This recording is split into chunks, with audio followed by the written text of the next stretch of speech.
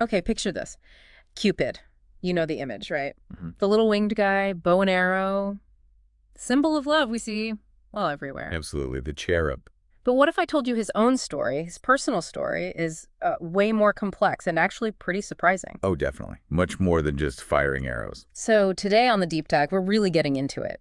The true origins of Cupid, or Eros, if you're going Greek, and crucially, his own really intense, epic love story. That's the core of it. Yeah, our mission here is to show you this isn't just about a god making other people fall in love. It's about how he himself got tangled up, Yeah, deeply affected by the very power he's supposed to control. exactly. It changes how you see him. So get ready to maybe rethink some things about love's mischievous little mascot. Mm-hmm. So we all have this image of Cupid, but let's unpack that.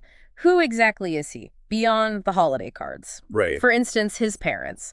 Not quite the sweet cherubic background you might expect, is it?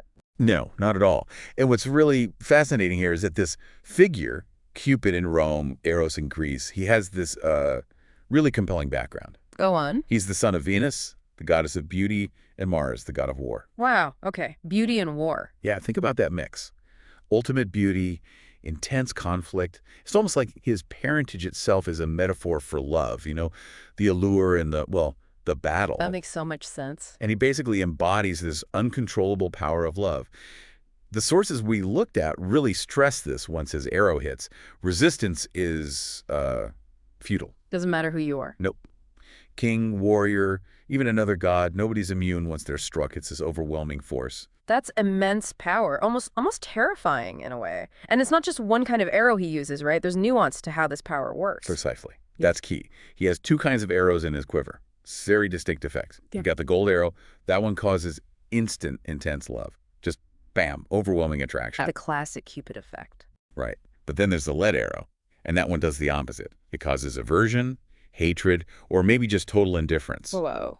So yeah, he controls the whole spectrum, attraction, repulsion, Yeah. all with a couple of different arrows. That's quite a responsibility, wouldn't you say? It's incredible. That ability to just instantly create love or total repulsion.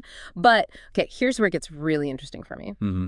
What happens when the guy holding the arrows, Cupid himself, gets caught in the crossfire? That brings us to his own big romance, right? A story people sometimes call the prototype of true love. Yes.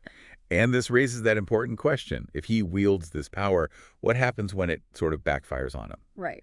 Our sources tell this amazing story of the legend of Cupid and a mortal woman named Psyche. Psyche, okay. And Psyche was, well, stunningly beautiful. So beautiful, in fact, that people started comparing her to Venus, which, as you can imagine... Uh-oh. That probably didn't go over well with Mom. Exactly. Venus, Cupid's own mother, became incredibly jealous. Furious, actually. So what did she do? She commanded Cupid, her own son, to use his power against Psyche, make her fall in love with the lowest, most despicable person he could find. Ouch, that's cold. Very. But then came the twist, the really big one. While setting up this punishment, Cupid accidentally pricked himself with his own golden arrow. No way. Yes. And instantly, he fell deeply head over heels in love with Psyche herself, the god of love caught by his own magic. So, boom, he's smitten, a victim of his own arrow. But, hang on, his mother just told him to curse her, and he's a god, she's mortal. He can't just show up and say, "Hi, I'm Cupid, I love you," can he? He really can't. It's complicated. So what he does, he takes Psyche away to this incredible hidden magical palace. Utter luxury. Okay. He visits her there every single night. They spend hours together. But there's one huge critical condition. There's always a catch. She must not see his face. Ever. He only comes to her in complete darkness. His identity has to remain a secret. It's a relationship built entirely on, well, trust in the unseen. Well, that's a big ask. Just trust this invisible lover. A huge ask. And for a while, it works.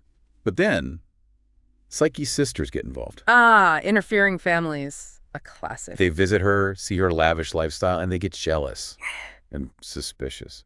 They start planting doubts in Psyche's mind. Who is this husband? What if he's some kind of monster? Oh, no. And Psyche, driven by this growing curiosity, maybe some fear planted by her sisters, she finally breaks the rule. She looks. She does.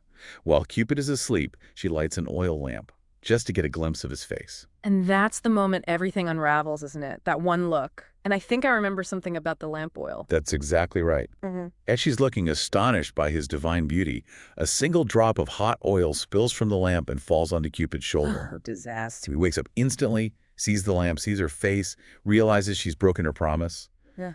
and he's heartbroken, utterly betrayed. So he just leaves. Immediately, Yeah. he vanishes from the palace, vanishes from her life. Psyche is left completely alone, devastated. Her sorrow is just immense. And now, she also has to face the wrath of Venus, who's even angrier than before. Because not only did Cupid disobey, but Psyche now knows his identity. Precisely. So Venus puts Psyche through a series of incredibly difficult, seemingly impossible trials. Really harsh stuff, designed to break her. But does she break? And this is what's fascinating. No, she doesn't. Despite the despair, the impossible tasks, Psyche faces every single challenge. She shows incredible courage, determination. Driven by her true love for Cupid. She endures all that. She does. She overcomes every obstacle Venus throws at her. And this perseverance, this proof of her love, it eventually touches Cupid. He sees her struggle, her dedication, and he forgives her. Ah, okay, so there's reconciliation. Yes. But it's not quite that simple for them to just be together. That's where Zeus, or Jupiter in the Roman version, steps in. The king of the gods gets involved. He does. He's moved by their story, by Psyche's endurance and Cupid's love. So he intervenes. He grants Psyche immortality, makes her a goddess herself. So she becomes divine. Exactly. Which finally allows her and Cupid to be properly, eternally united. Their wedding is celebrated by all the gods. It's seen as this ultimate triumph of love, earned through all those trials, and crucially, forgiveness. Wow. That's quite a story. Much more than the cherub image suggests. So, okay, it's a beautiful, dramatic legend, but what does it all mean? What are the takeaways for us listening today? What are the deep nuggets of wisdom here? Well, if you connect it back, the legend isn't just a fairy tale. It feels like it lays out some really clear, timeless lessons about love. Like what? Like the fact that real lasting love isn't just about the initial spark, that golden arrow moment. Yep. It absolutely requires trust, deep trust. Which Psyche broke. She broke. And then it required patience, immense patience through those trials. And ultimately, that profound act of forgiveness from Cupid, these aren't just, nice ideas. The story shows them as essential pillars, the things that actually allowed them, even a god and a new goddess, to build that eternal bond. Trust, patience, forgiveness. Sounds about right. And there's that powerful irony we talked about earlier, isn't there? Cupid, the god who literally shoots love into people. He himself gets completely swept up, even overcome, by the very force he controls. Yeah, he wasn't immune at all. Not in the slightest. He went through the whole thing. The intoxicating start, the pain of betrayal and broken trust, and then the redemption through endurance and choosing to forgive. It really suggests that profound love isn't just some magic trick with an arrow. Exactly. Yeah. It suggests it's a journey. It involves vulnerability, making mistakes, and that really hard, deliberate choice to keep trusting, to forgive, even for a god. It implies real love isn't just found, maybe it's forged.